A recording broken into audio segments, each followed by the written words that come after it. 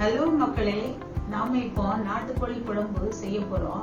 அதுக்கு என்னென்ன பொருள் தேவைன்னு இப்போ பார்ப்போம். முதலாவது ஒரு வாணலிய அடுப்புல வச்சு சூடேற்றி, அப்புறம் கொஞ்சமா ஒரு அரை டீஸ்பூன் எண்ணெய் விட்டுக்காங்க. அதுக்கப்புறமா முதலாவது நம்ம கொத்தமல்லி தனியாவை ஒரு 3 ஸ்பூன் போடுறோம். போட்டு அந்த எண்ணெயில வறுக்கிறோம். அது கொஞ்சம் நல்லா வாசம் வர வரைக்கும் வறுபட்ட உடனே அதுக்கப்புறமா நம்ம ஒவ்வொரு பொருளா சேர்த்து வறுக்க போறோம்.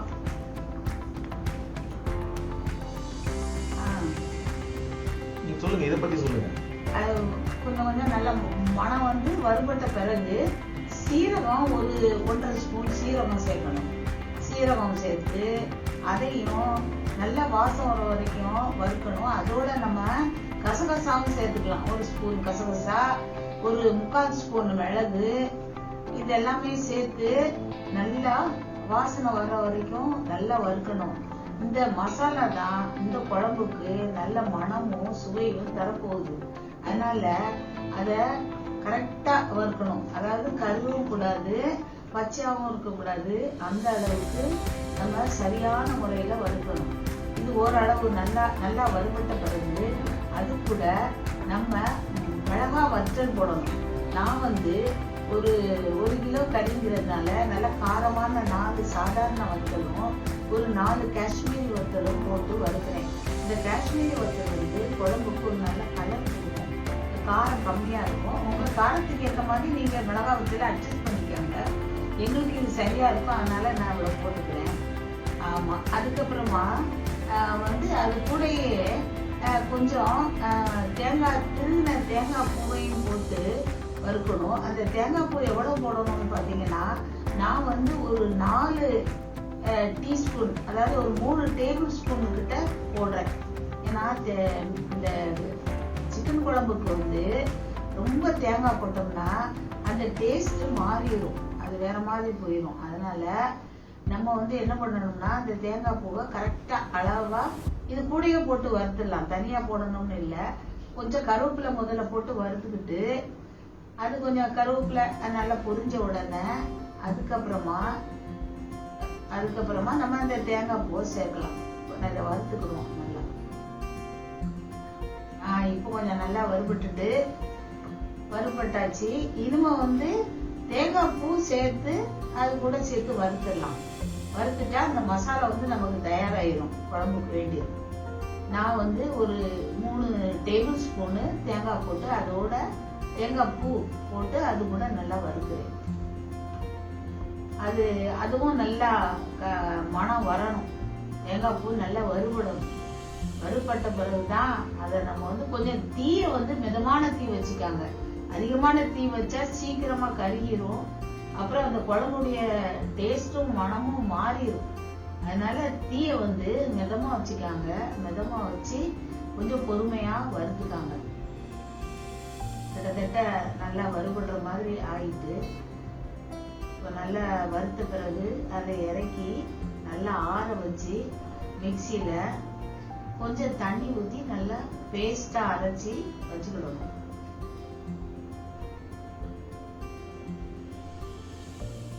உங்களுக்கு வறுக்கும் போதே தெரியும் இவ்வளவு வறுத்தா கரெக்டா இருக்கு, அது நல்லா வறுபட்டுட்டு அப்படின்னு நமக்கே தெரியும். ஒரு வாசம் வரும். தேங்காய் மணமெல்லாம் நல்லா இருக்கும். அந்த வறுபட்ட தேங்காய் தனியா அது மனம் வேற மாதிரி இருக்கும், நல்லா இருக்கும். அதை இறக்கி வச்சுட்டு அதுக்கப்புறம் அதை நல்லா ஆற வச்சு அதை மிக்சியில அரைச்சி தனியா வச்சுக்காங்க.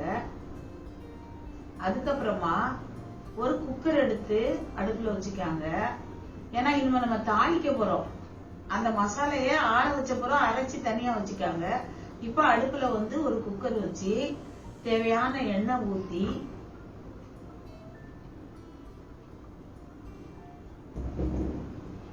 நான் ஒரு குழிக்கரண்டி எண்ணெய் விடுறேன். நல்லெண்ணெய் விடணும். ஏன்னா இந்த கோழி குழம்புக்கெல்லாம் நல்லெண்ணெய் தான் நல்லது. உடம்புக்கு குளிர்ச்சியும் தரும், அதே நேரத்துல டேஸ்டும் அதுதான் கொடுக்கும். அதனால நான் ஒரு குழிக்கரண்டி அளவுக்கு நல்லெண்ணெய் விடுறேன். அதுக்கப்புறமா அது எண்ணெய் கொஞ்சம் சூடாகவும் நம்ம மசாலா பட்டை, கிராம்பு, ஏலக்காய் இதெல்லாம் நம்ம சேர்க்க போறோம். ஒரு 4 பீஸ் பட்டை, அப்புறம் ஒரு 4 அஹ், இது அன்னாசி பூவு, கல்பாசி, அப்புறம் வந்து கிராம்பு, ஏலக்காய், இதெல்லாம் ஒரு 3-4 அப்படி சேர்த்துக்கலாம் அளவு. ஆமா, கிராம்பு ஒரு 4 கிராம்பு இதெல்லாம் சேர்த்து 2 பிரிஞ்சிலையும் போட்டு அப்புறம் வந்து அதை நல்லா வறுக்கணும். அந்த ஸ்பைசஸ் வந்து நல்லா வறுபடணும், மனம் வரணும். அது வரைக்கும் கொஞ்சம் வறுத்துக்கணும். தீயை வந்து மிதமாவே வச்சுக்காங்க, தீயை வந்து அதிகமா வைக்காதீங்க. அப்புறம் மசாலா அந்த ஸ்பைசஸ் கருகிட்டுனா நல்லா இருக்காது. அதனால மிதமான தீயில மெதுவா வறுத்துக்காங்க. இதுக்கடையில ஒரு வெள்ளாரி வெங்காயம், பெரிய வெங்காயம் பெருசா இருக்கிற சைஸ்ல ஒன்ன பொடிசா கட் பண்ணி வச்சுக்காங்க. அதோட 2 பச்சை மிளகாய் கீறி போட்டுக்காங்க. அதுவும் அதுக்கு ஒரு நல்ல மணத்தை கொடுக்கும். இந்த வெள்ளாரி வெங்காயம் வந்து கொஞ்சம் நல்லா வதங்கணும். கிட்டத்தட்ட அந்த ப்ரௌனா வர ஆரம்பிக்கிற வரைக்கும் வதங்கணும்.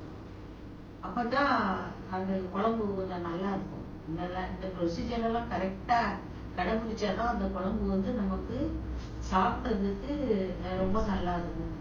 ஏன்னா நம்ம செய்யறத திருத்தமா நல்லா செய்யணும். இந்த அளவுக்கு ப்ரௌன் ஆகணும். ஆன அப்புறம் ஒரு சின்ன வெங்காயம், ஒரு 15 சின்ன வெங்காயம், அதை வந்து நல்லா கொஞ்சம் கொஞ்சம் ஒரு 2-3 கட் பண்ணி அதையும் அது கூட சேர்த்து நல்லா வதக்கணுங்க. அது நல்லா வதங்குறதுக்காக கொஞ்சம் உப்பு கூட சேர்த்துக்கிடலாம். சேர்த்துக்கிட்டா கொஞ்சம் சீக்கிரமா வதங்கும். அது ஓரளவு வதங்கின பிறகு அந்த உப்பு போட்டு வதக்கிக்காங்க.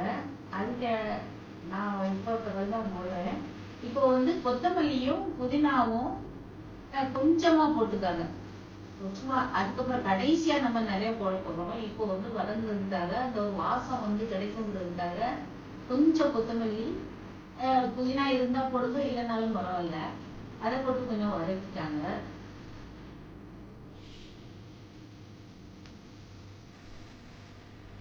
இது ஓரளவு நல்லா வதங்கி வரட்டும். வந்த பிறகு நம்ம அது கூட இஞ்சி பூண்டு பேஸ்ட் சேர்க்க போறோம். எவ்வளவு சேர்க்கணும்னா, நான் வந்து ஒரு 2 ஸ்பூன் போடுறேன். 2 ஸ்பூன் போட்டா சரியா இருக்கும். அதுக்கு மேல போட்டா அது கொஞ்சம் ஒரு மாதிரி ரொம்ப ஸ்ட்ராங் ஸ்மெல் வந்துடும். எண்ணெய் பொறுத்த வரைக்கும் நான் 1 ஸ்பூன் போடுவேன். இன்னைக்கு கூட கொஞ்சம் கறி அதிகமா இருக்கிறதுனால 2 ஸ்பூன் போட்டுட்டேன். அது வந்து அந்த எண்ணெயிலேயே நல்லா அந்த பச்சை மணம் போற வரைக்கும் நல்லா வதக்கிக்கணும். ரொம்ப ஈஸியான இந்த ரெசிபி வந்து ரொம்ப ஈஸி தான், யாருமே செய்யக்கூடியது தான். ரொம்ப சிம்பிளா செய்யலாம், கஷ்டப்பட வேண்டாம். புதுசா செய்யறவங்க கூட இதை பார்த்து ஈஸியா செஞ்சிடலாம். அதுக்கப்புறமாக நம்ம இன்னொரு ஜாமான் சேர்க்க போறோம். என்னன்னா தக்காளி. நல்ல பெரிய பழுத்த தக்காளியா 2 தக்காளி போட்டிருக்கேன். அதை கொஞ்சம் புதுசாவே நறுக்கிக்கிட்டோம்னா சீக்கிரம் வதங்கிடும். ஆமா, அது கூட நல்லா வதங்கணும்னா இப்போ உப்பு போட்டுடலாம். உப்பு போட்டு முன்னாடி சொன்ன மாதிரி நான் வந்து முதல்ல உப்பு போடலாம்னு சொன்னேன். முதல்ல போட்டாலும் ஓகே தான், இல்லைன்னா இப்போ போட்டாலும் சரிதான். 2 தடவை போட்டாதீங்க, ஒரு தடவை தான் போடணும். அப்பதான் அந்த உப்பு வந்து அளவா பார்த்து போடுங்க. உப்பு வந்து நம்ம எப்படி போடுறோமோ அதை பொறுத்து தான் அந்த குழம்பு வந்து சரியா வரும். உப்பு கூடுனாலும் அது அந்த ரெசிபி கெட்டு போயிடும், குறைச்சாலும் டேஸ்ட் வராது. அதனால கரெக்டா அளவா நான் வந்து ஒரு 2 டீஸ்பூன் இப்போ உப்பு போட்டிருக்கேன். கடைசியா நம்ம பார்த்து அட்ஜஸ்ட் பண்ணி போடுவோம். இப்ப இந்த நாட்டுக்கோழியை நல்லா மஞ்சள் போட்டு நல்லா கழுவி 4-5 தடவை கழுவி கொஞ்சம் மிளகாத்தூளும் உப்பும் மஞ்சத்தூளும் போட்டு ஒரு 1 hour ஊற வச்சுட்டேன். ஊற வச்சு அந்த நாட்டுக்கோழியை வந்து இப்போ இது கூட சேர்க்க போறோம். நம்ம வதக்கியிருக்கோம் இல்லையா, அது கூட நம்ம இதை சேர்த்து நல்லா வதக்கணும். முதலே தண்ணி விட்டக்கூடாது. இந்த கறியை வந்து நம்ம வதக்கின அந்த எல்லா இதோட இன்கிரீடியன்ஸோட சேர்த்து போட்டு நல்லா வதக்கணும். அதுக்கடையில் ஒரு 1/2 டீஸ்பூன் மஞ்சத்தூள் போட்டுருக்காங்க. போட்டு கொஞ்சம் ஒரு கரட்டிக்கிட்டு அதுக்கப்புறமா நம்ம இந்த கறியை போட்டு நல்லா வதக்க போகிறோம்.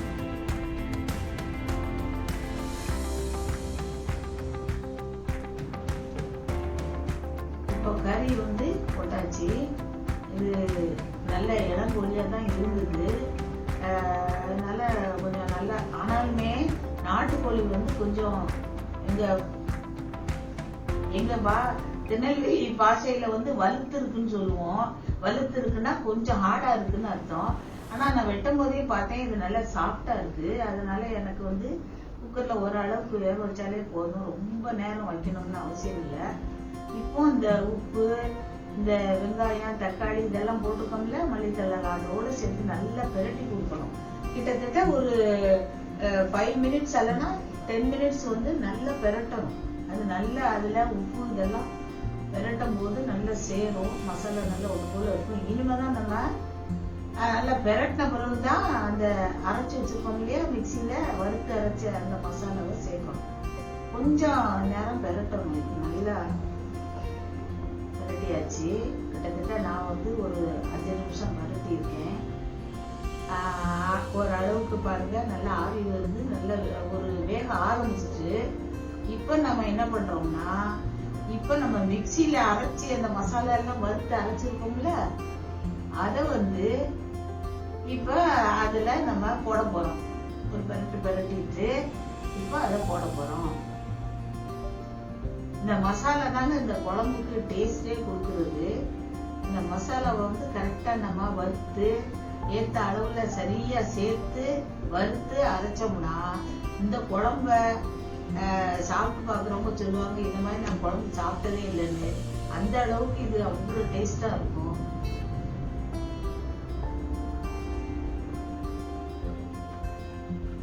கிட்டத்தட்ட ஒரு 10 நிமிஷம் வதக்கிட்டேன். நானும் 5 நிமிஷம் வதக்கலாம்னு நினைச்சேன், ஒரு 10 நிமிஷம் வதக்கிட்டேன்.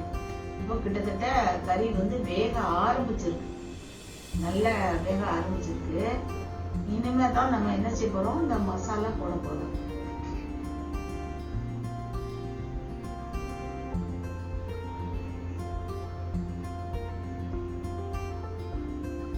அரைச்ச மசாலாவை தனியா குக்கர்ல வச்சிருக்கோம் இல்லையா, அதை ஒரு பிளேட்டுக்கு மாத்தி நான் வச்சிருக்கேன்.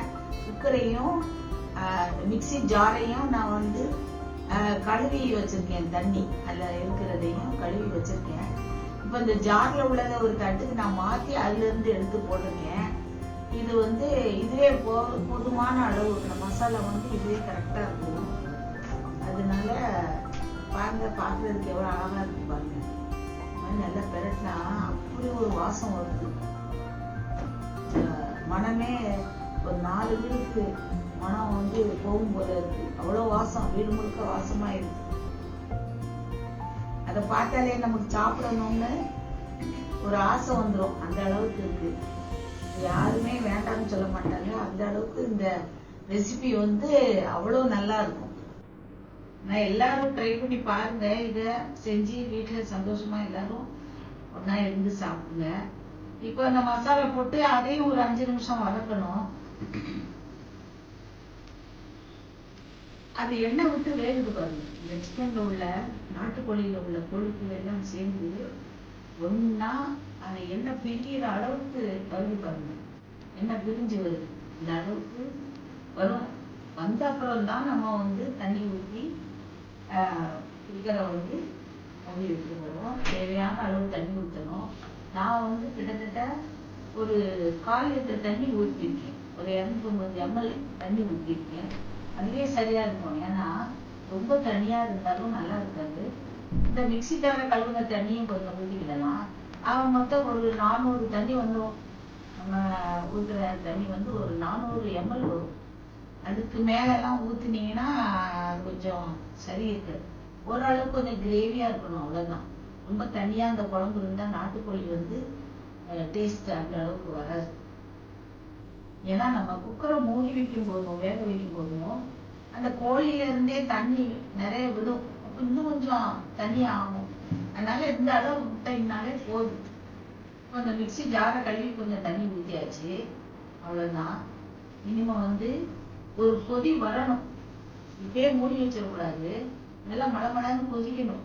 நல்லா கொதிச்ச பிறகு அப்புறம்தான் மூடணும். இது கடையில கொஞ்சம் மல்லித்தலைய ஏற்கனவே கொஞ்சம் எடுத்து வச்சிருந்தோம்ல, கொஞ்சம் முன்னாடியே போட்டுட்டோம். தாளிக்கும் போது போட்டோம். இப்போ வந்து கொஞ்சம் மல்லித்தலைய போட்டு அதே ஒரு கலக்கு கலக்கிட்டு அப்புறமா தான் நம்ம வந்து இந்த குக்கரை கொதிக்கட்டும். நல்லா கொதிச்ச பிறகு அதை மூடிடுவோம். எங்கள் ஊர் திருநெல்வேலி சைடெல்லாம் நாங்கள் வந்து இப்படி தான் செய்வோம். அதுலேயும் அம்மியில் அரைச்சி அந்த மசாலா அரைச்சி செய்வோம். அது அவ்வளோ டேஸ்ட்டாக இருக்கும். இது வந்து நான் இன்னைக்கு மிக்சியில் அரைச்சிருக்கேன். நீங்கள் முடிஞ்சவங்க அம்மியில் அரைச்சி போட்டு பாருங்க, அவ்வளோ டேஸ்ட்டாக இருக்கும். சரி, இப்போ கொதி வந்துச்சு. கொதி வந்தாச்சு. இன்னும் குக்கரை மூடிடலாம். மூடி ஒரு 15 மினிட்ஸ் வைக்கணும். அதுக்கப்புறம் வந்து நம்ம திருப்பி அதை ஓப்பன் பண்ணி திருப்பி ஒரு 10 நிமிஷம் வைக்க போகிறோம். அதனால கறி வந்து நல்லா வெந்துடும். இப்போ வந்து கிட்டத்தட்ட ஒரு 15 நிமிஷம் குக்கரை வந்து மீடியம் ஃப்ளேமில் மூடி வச்சிருவோம். அது நல்லா வேகட்டும். அப்புறமா பார்க்கலாம். நல்லா கொதிக்க ஆரம்பிச்சிருச்சு. இனிமே குக்கரை மூடி வச்சிடலாம். குழந்தைலாம் எடுத்து போட்டு ஒரு கரண்டிட்டு அப்புறமா குக்கர் இப்போ வந்து நீங்க உப்பு செக் பண்ணிக்காங்க. உப்பு வந்து சரியா இருக்கா என்னன்னு பார்த்துக்காங்க. ரொம்ப கவனமா உப்பு போடுங்க. இல்லை பத்தலை அப்படின்னு நான் போட்ட அளவு சரியா இருக்கும். சப்போஸ் நீங்க கொஞ்சம் உப்பு அதிகமா சேர்க்கிறவங்களா இருந்தால் கூட கொஞ்சம் பார்த்து டேஸ்ட் பார்த்துட்டு உப்பை போட்டுக்காங்க. அப்புறமா அந்த குக்கரை மூடி வெயிட் போட்டு மீடியம் ஃப்ளேமில் ஒரு 15 மினிட்ஸ் வந்து நல்லா வேக வைக்கணும். அந்த கறியில் அந்த மசாலா, உப்பு, புளிப்பு எல்லாமே அதில் வந்து இறங்கும். 15 நிமிஷத்துக்கு குறையாம வைக்கணும். மீடியம் ஃப்ளேமில் வச்சிடணும்.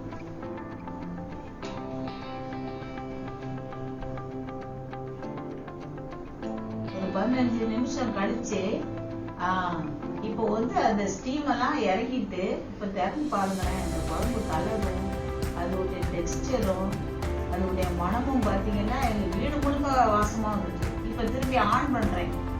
15 மினிட்ஸ் கழிச்சு ஆஃப் பண்ணி வச்சுட்டேன் இல்லையா, ஸ்டீம் இறங்கின உடனே திரும்பி ஆன் பண்ணி இன்னும் ஒரு 10 நிமிஷம் வச்சோம்னா அந்த குழம்பு அவ்வளோ டேஸ்டாக இருக்கும். சோறு வந்து வழக்கமாக நம்ம பொங்குற சோறை விட கூட கொஞ்சம் வச்சு சாப்பிடணும். ஏன்னா இதுக்கு சோறு கொஞ்சம் அதிகமாக கேட்பாங்க. அவ்வளோ நல்லா இருக்கும். நீங்கள் இந்த ரெசிபியை கண்டிப்பாக செஞ்சு பாருங்கள். இந்த நாட்டுக்கோழி வந்து உடம்புக்கு ரொம்ப நல்லதுங்க. நாட்டுக்கோழி வந்து குளிர்ச்சின்னு சொல்லுவாங்க. லெகான் கோழி தான் சூடு. ஆனால் இந்த நாட்டுக்கோழி ரொம்ப உடலுக்கு நல்லா குளிர்ச்சி தரும். அதோட நல்ல சத்துக்கள் நிறைய அதில் இருக்கு. டாக்டர்ஸ் கூட சொல்றாங்க நாட்டுக்கோழி வாங்கி சமைச்சு சாப்பிடுங்க. குழந்தைங்களுக்கு அதை வந்து சாப்பாடுல கொடுங்க. அதுகளுக்கு வந்து இந்த காரத்தை நீங்க மீடியமா வச்சீங்கன்னா குழந்தைங்க எல்லாம் சாப்பிடலாம், ஒன்றும் இல்லை. அது என் பேரன் கூட அந்த குழம்ப கேட்டு கேட்டு வாங்கி சாப்பிடுவான். அவ்வளவு பிரியம். அந்த காரமெல்லாம் மீடியமா தான் இருக்கும். அதனால என் பிள்ளைங்க பேர பிள்ளைங்கெல்லாம் அவ்வளோ பிரியமா வாங்கி சாப்பிடுங்க. அதனால நீங்களும் உங்க வீட்டுல உங்க வீட்டு உள்ளவங்க எல்லாரோட சேர்ந்து சந்தோஷமா இந்த ரெசிபியை செஞ்சு சாதம் வடிச்சு சாதத்தோட வச்சு சாப்பிடுங்க. தோசை, இட்லி, சப்பாத்தி எல்லாத்துக்குமே இது அமர்க்கலமா இருக்கும். நான் அனுபவிச்சு சொல்றேன். கண்டிப்பா நீங்க இதெல்லாம் செஞ்சு சாப்பிடுங்க. இந்த ரெசிபிய பார்த்ததுக்காக நான் உங்களுக்கு சந்தோஷத்தோட உங்களை வந்து நான் தேங்க்ஸ் சொல்றேன். உங்களுடைய இதை வந்து கண்டிப்பா உங்களுடைய கமெண்ட் எல்லாம் கமெண்ட் பாக்ஸ்ல சொல்லுங்க. இத செஞ்சு பார்த்துட்டு நீங்களே சொல்லுவீங்க அவ்வளவு நல்லா இருக்குமா அப்படின்னு சொல்லுவீங்க. இத வந்து லைக் பண்ணுங்க, ஷேர் பண்ணுங்க, சப்ஸ்கிரைப் பண்ணுங்க. உங்க எல்லாருக்கும் என்னுடைய நன்றியை சொல்லிக்கிறேன். இன்னும் இதுக்கு மேல நிறைய வீடியோ போடுறதுக்காக ரொம்ப ஆர்வமா இருக்கிறேன். தொடர்ந்து இந்த வீடியோவை நீங்க வந்து சப்போர்ட் பண்ணுங்க. அதை தொடர்ந்து பாருங்க. உங்களுக்கு ரொம்ப யூஸ்ஃபுல்லா இருக்கும், சிம்பிளாவும் இருக்கும். நீங்க கஷ்டப்படாம செய்யற மாதிரி உங்களுக்கு நிறைய வீடியோஸ் போடுறேன். வேற ஒரு வீடியோல சந்திப்போம். இப்போ நான் வந்து அதை வேற இதுக்கு மாற்றி வச்சுக்கிட்டு குக்கரை சர்வ் பண்ற ஒரு போல்ல இதை மாத்தி வச்சுக்கிறேன்.